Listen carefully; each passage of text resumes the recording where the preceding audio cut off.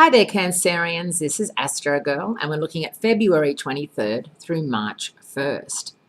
And the planets are leaving Pisces, and we are setting up shop this week into Aries. We have Venus and we have Mars both moved into Aries. The Sun, of course, is still in Pisces, and there is a Pisces new moon next week.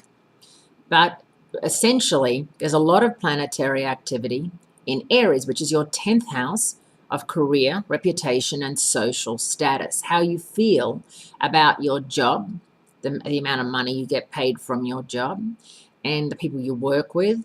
And, I was talking to someone yesterday and they were talking about they had a friend who is high up in the financial world. And my friend was saying that she has dinner parties, but she doesn't invite my friend because my friend, she says, is a regular person and wouldn't be able to fit in with the people at the dinner table who are all financial geniuses. And she seemed okay with that. She said that, she doesn't understand the financial mumbo jumbo anyway. And I remember thinking to myself, it's quite interesting how it's come to that. It's almost going retrograde back to where people would invite people, Downton Abbey, for example, who would get along and who were all, well-to-do and ladies and lords, and no one else was invited, and they all had their placemats in front of them, place cards. And I was really kind of taken by it because my friend is extremely smart. She's not financially smart. She didn't maybe necessarily go to college. And I really do feel that you may be feeling that way a little bit because that planetary push in Aries can make you feel a little daunted about the fact that maybe you didn't go to college or you didn't get a PhD or you didn't get a marketing business degree and all these things that, kids these days have to have, or they'll end up working in McDonald's for the rest of their life.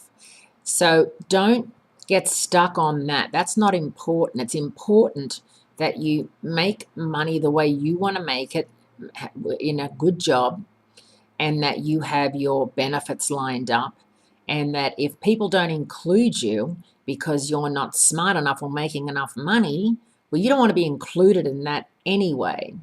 And this is a really good time for you to start branching out and working out how you can make more money, because this is very pushy, aggressive, but good planetary activity for you to have in your 10th house, and it's going to be there for quite a while. Mars, of course, rules Aries. Venus in Aries has a difficult time because Venus is the planet of romance and chocolates and flowers and Valentine's Day, and it's not particularly suited to Aries, who is much more sexual, shall we say, than romantic. However, you can use your charms, your good looks, and you can flirt a little bit if it means that you're going to do something worthwhile at work and really step up the corporate ladder a little bit. And that's definitely something that you can think about over the next month. Elsewhere, the Sun in Pisces and Neptune in Pisces get together this week, and it's like a lighthouse in the fog. It can either illuminate or obscure. This doesn't mean you should stay inside and cover your head, but you may have to dig deep inside to see the light that guides ahead. Make a space to be alone and let your intuition be your guide. If you get caught up in a do-or-die situation, take a tip from the Saturn trine and proceed with caution.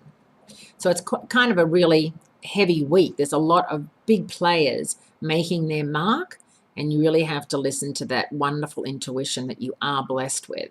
Have a great week, and I'll speak to you again next week.